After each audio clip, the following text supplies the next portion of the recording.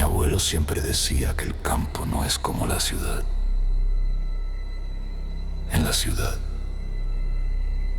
la oscuridad es solo falta de luz. Pero en el pueblo, la oscuridad tiene ojos. Y si escuchas que alguien silba de vuelta cuando tú lo haces, no es un eco, es una invitación que nunca debiste hacer. Bienvenido a Ecos de Sombras. Hoy te revelo las 4 reglas que mi abuelo me obligó a seguir para no perderme en el monte.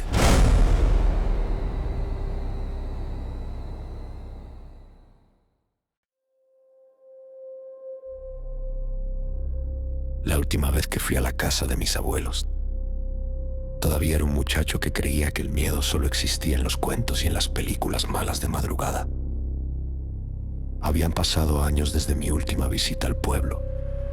En la ciudad uno se acostumbra al ruido de los carros, a la luz de los anuncios, a dormir con el zumbido de algo eléctrico siempre encendido. Pero allá no. Allá, en aquella casa metida entre la milpa, el monte y un camino de tierra que parecía acabarse en la pura oscuridad.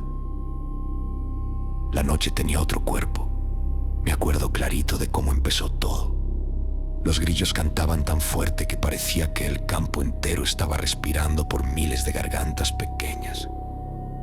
El viento golpeaba las ventanas de madera con un sonido seco, viejo, como si quisiera entrar empujones. La cocina olía a café recién colado, a leña húmeda y a las hojas de laurel que mi abuela colgaba cerca del fogón. Afuera ya se estaba levantando el sereno y la luz del patio se miraba amarilla, temblorosa, como si también tuviera miedo. Mi abuelo estaba sentado junto a la mesa con las manos venosas abrazando su taza. No era un hombre de hablar mucho, de esos viejos que enseñan más con la mirada que con las palabras. Pero esa noche levantó la vista, me clavó los ojos y con aquella voz rasposa que le salía como arrastrada desde el pecho me dijo que la noche aquí no es como en la ciudad. Yo me reí poquito, más por nervios que por otra cosa. Pensé que iba a contarme una de esas historias que dicen los viejos para espantar muchachos necios. Pero no. Mi abuela dejó de mover los frijoles. Se secó las manos en el delantal y se sentó también. Los dos tenían la misma expresión. No era la cara de quien recuerda una leyenda. Era la cara de quien repite una instrucción que espera no tener que explicar 2 veces. Mi abuelo me dijo que si iba a dormir en esa casa, tenía que aprender las reglas. Así, como si me estuviera diciendo cómo no caerme en un pozo o cómo tratar una mordida de víbora. Nada de risas. Nada de preguntarme si creía o no. Solo aprenderlas. Regla 1. El silbido. Mi abuelo dejó la taza sobre la mesa y dijo que si escuchaba un silbido lejos, entonces estaba cerca. Y que si lo escuchaba cerca, corriera. Yo fruncí el ceño porque la lógica de aquello estaba torcida. Le dije que debía ser al revés. Él negó con la cabeza muy despacio. Me explicó que en el monte hay cosas que no caminan como uno, ni oyen como uno, ni se anuncian como los animales del campo, que algunas ánimas o lo que sean juegan con la distancia, que cuando su silbido parece venir desde la loma más lejana, lo cierto es que ya andan rondando la cerca, la noria o la sombra del corredor, y que cuando el silbido ya suena detrás de uno, pegado al oído, ya no hay tiempo para averiguar nada. Mi abuela hizo la señal de la cruz y agregó que nunca debía buscar de dónde venía, ni con la vista ni con el pensamiento. El monte, dijo, se alimenta de los curiosos.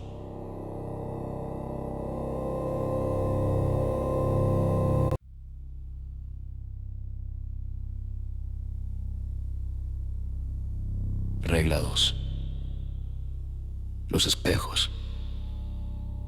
Eso lo dijo mi abuela, en cuanto el sol se escondiera. Todos los espejos de la casa debían taparse con mantas blancas. No con toallas, no con sábanas estampadas, no con cualquier trapo. Blancas, limpias, sin bordados ni dibujos. Me llevó al cuarto donde dormían y me enseñó un espejo ovalado colgado sobre una cómoda de cedro. Era viejo, con unas manchitas negras en las esquinas, como si el tiempo se lo hubiera ido comiendo. Sobre una silla ya estaba doblada una manta blanca. Le pregunté por qué. Mi abuela respondió sin mirarme, mientras pasaba la tela entre las manos. Dijo que los espejos de noche no solo devuelven la imagen de quien se asoma, también pueden devolver lo que viene detrás, aunque detrás no haya nadie. Y peor todavía, a veces muestran lo que todavía no entra a la casa. Pero ya la encontró. Mi abuelo añadió que un espejo destapado es como una ventana abierta para las cosas que no pisan fuerte, que algunas se quedan mirando desde el otro lado hasta que uno comete el error de sostenerles la vista. Yo sentí un escalofrío, aunque toda quería convencerme de que todo tenía una explicación de pueblo, una costumbre vieja, una de esas mañas heredadas para ponerle orden a la noche. Regla 3. Los animales. En esa casa había un perro mestizo, grandote, de pelo oscuro, llamado Sultán. Cuando llegué me recibió moviendo la cola. Cansado, noble, con esos ojos que tienen los perros de rancho, como si ya hubieran visto más cosas que uno. Mi abuelo me dijo que le prestara atención. Si Sultán le ladraba a la nada en un rincón oscuro, no me acercara. Eso fue lo que dijo. No intentara ver qué había, no llamara al perro, no alumbrara con lámpara, no rezongara pensando que estaba loco. Si el animal se quedaba tieso mirando un solo punto con el lomo erizado y enseñando los dientes al vacío, entonces ese rincón ya no era para nosotros. Mi abuelo hablaba del perro como si fuera un vigía.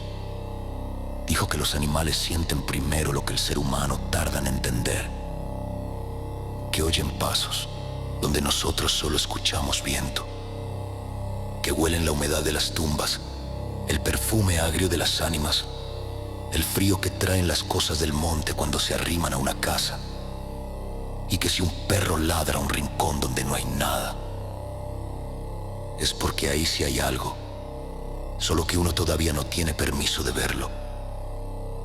Regla 4. El nombre. Cuando llegamos a esa parte, la cocina se quedó tan callada que hasta el hervor del café sonó feo. Mi abuela habló casi en susurro. Dijo que si en la noche escuchaba mi nombre venir desde el monte, no respondiera, aunque la voz sonara igualita a la de ella, aunque pareciera mi abuelo, aunque jurara reconocer la garganta, la tos, la manera de arrastrar las palabras. No responder, no asomarme, no abrir la puerta, no decir ya voy, no decir quién anda ahí. Nada, porque lo que llama desde el monte no siempre es gente. Yo quise bromear para romper la tensión. Les dije que entonces cómo iba a saber si de verdad me necesitaban. Mi abuelo me miró con una dureza que nunca la había visto y contestó que si ellos me necesitaban en la noche, entrarían por mí, que jamás me llamarían desde afuera después de que el sereno cayera, que cualquier voz que me buscara desde la oscuridad ya no venía de la familia.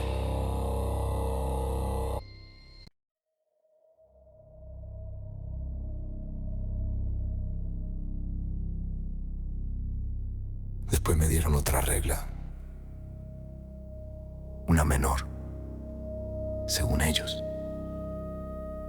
casi dicha al pasar, como quien advierte que cierre bien una llave o que no deje abierta la alacena. No dejes agua destapada en tu cuarto cuando te vayas a dormir. Le pregunté a mi abuela por qué. Me dijo que el agua quieta junta reflejos y los reflejos jalan miradas y que hay presencias que no cruzan una puerta hasta que encuentran donde verse. Yo asentí, pero esa sí me pareció un exceso, una superstición más entre tantas. Cenamos en silencio, luego mi abuela fue tapando los espejos con las mantas blancas. Uno en el pasillo, otro en el cuarto de costura, otro en la recámara donde yo iba a dormir. Cada vez que la tela caía, el cuarto parecía perder algo más que un reflejo. Parecía apagarse un pedazo del mundo. Sultán no se separó de la cocina. Yo me acosté temprano. Afuera los grillos seguían con su canto espeso, el viento seguía golpeando las ventanas de madera, la cama olía a alcanfor y a sábanas guardadas. Desde mi cuarto podía ver un rincón donde la oscuridad se acomodaba distinto, más pesada, como si se quedara sentada. Sobre la mesa de noche mi abuela había dejado un vaso de barro vacío. Me dijo que si quería agua, tomara antes de acostarme y lo dejara boca abajo. No le hice caso. Bajé a la cocina por un poco de agua. Volví al cuarto y dejé el vaso medio lleno junto a la cama. Me sentía ridículo siguiendo reglas sobre silbidos y espejos y voces del monte. Pensé que por lo menos lo del agua sí podía desafiarlo. Nadie iba a enterarse. No sé a qué hora me despertó el primer silbido. Abrí los ojos y me quedé quieto, con el cuerpo pesado por el sueño. Afuera todo parecía inmóvil, entonces volvió a sonar. Largo, delgadito. Como si alguien silbara desde muy lejos, más allá de la milpa. Donde empezaba la mancha oscura del monte, recordé la primera regla y se me secó la boca. Si lo escuchas lejos, está cerca. Me incorporé despacio. La manta blanca seguía cubriendo el espejo del cuarto. La ventana estaba cerrada. El vaso de agua descansaba sobre la mesa de noche y la superficie temblaba apenas, como si hubiera vibrado con el silbido. Luego oí a Sultán. Primero un gruñido bajo, después un ladrido ronco, desesperado. Desde el pasillo, no ladraba hacia afuera, ladraba hacia adentro de la casa. Me levanté y me acerqué a la puerta. Al abrir apenas una rendija sentí el aire frío del corredor. Un frío raro, esos que no parecen de clima sino de presencia. Sultán estaba plantado frente al rincón donde terminaba el pasillo. Tenía el lomo erizado y los dientes pelados. Ladraba una esquina vacía que la lámpara de petróleo apenas rozaba. La tercera regla: no te acerques. Quise llamar al perro, pero en ese instante escuché mi nombre. No desde la puerta principal, no desde la ventana, desde el monte, la voz de mi abuela. Era su voz exacta.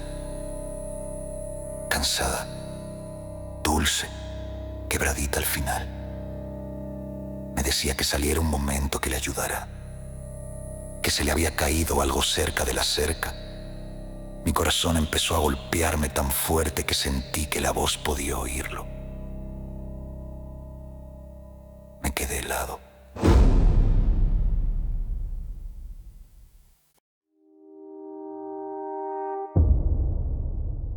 La cuarta regla me tronó en la cabeza como un palo seco. No respondas. Entonces algo pasó en el cuarto. Un ruido leve, como una uña tocando barro. Volteé hacia la mesa de noche y vi que el agua del vaso ya no estaba quieta. Tenía pequeñas ondas que iban de la orilla al centro, aunque yo no me había movido, y en el reflejo, donde debía estar nada más la sombra del techo, había una cara. No una cara completa, más bien una insinuación. Dos huecos oscuros donde debían ir los ojos y una forma larga, alargada, como un rostro visto a través de agua de pozo. Pero lo peor no fue eso. Lo peor fue reconocer que aquella cosa no miraba hacia arriba, me miraba a mí. El silbido volvió a sonar, esta vez pegado a la ventana. No corrí por valentía. Corrí porque mi cuerpo entendió antes que mi cabeza. Abrí la puerta de golpe y salí al pasillo. Sultán retrocedió gimiendo. Sin dejar de ladrar, al rincón oscuro de la cocina apareció mi abuelo con una escopeta vieja en las manos y una lámpara en la otra. Mi abuela venía detrás rezando, pero ella estaba dentro de la casa, adentro, no en el monte. Mi abuelo me jaló del brazo y me metió a la cocina. Cerró la puerta, echó tranca y aventó un puñado de sal sobre el piso. Mi abuela vio el vaso que yo todavía traía en la mano porque lo había agarrado sin darme cuenta y se le fue el color de la cara. Entonces lo entendieron sin que yo dijera nada. Yo había dejado agua destapada. No me regañaron. Creo que porque ya no hacía falta. Esa noche no dormimos. Nos quedamos los tres en la cocina, con Sultán temblando bajo la mesa mientras los silbidos caminaban alrededor de la casa. A veces sonaban en la ventana, a veces arriba del techo, a veces lejos, en la orilla de la milpa. Y entonces yo sabía que estaban pegados a nosotros. En una ocasión la voz de mi abuela volvió a llamarme desde afuera, idéntica, solo que más vacía, como si se hubiera prendido su voz, pero no la intención. Cuando por fin clareó, mi abuelo salió primero. Revisó el patio, la noria, la cerca en el barro. Debajo de mi ventana había marcas. No huellas de hombre, no patas de animal. Eran como manos muy largas arrastradas en la tierra húmeda, manos con dedos de más. Mi abuelo no dijo "te lo dije", solo fue por el vaso. Lo vació lejos del corredor y lo dejó boca abajo sobre una piedra al sol. Ese día entendí algo que hasta ahora me sigue dando más miedo que cualquier aparición. Las reglas de mis abuelos no eran cuentos para asustar muchachos. No eran rezos viejos ni costumbres sin sentido del rancho. Eran instrucciones de supervivencia, cosas aprendidas no sé por quién ni cuándo, ni a costa de cuantos que no hicieron caso. Ya no he vuelto a pasar una noche en aquella casa. Mis abuelos ya murieron y la milpa ahora la trabaja un primo lejano. Pero a veces, cuando el viento pega en mis ventanas aquí en la ciudad y los grillos se cuelan desde algún terreno baldío, todavía recuerdo la voz rasposa de mi abuelo diciéndome que la noche ya no es como en la ciudad. Y le creo, porque una vez escuché mi nombre salir del monte con la voz de mi propia abuela. Y desde entonces supe que hay oscuridades que no quieren matarte de inmediato. Primero quieren que les abras. ¿Qué regla te ponían tus abuelos que hoy te parece aterradora?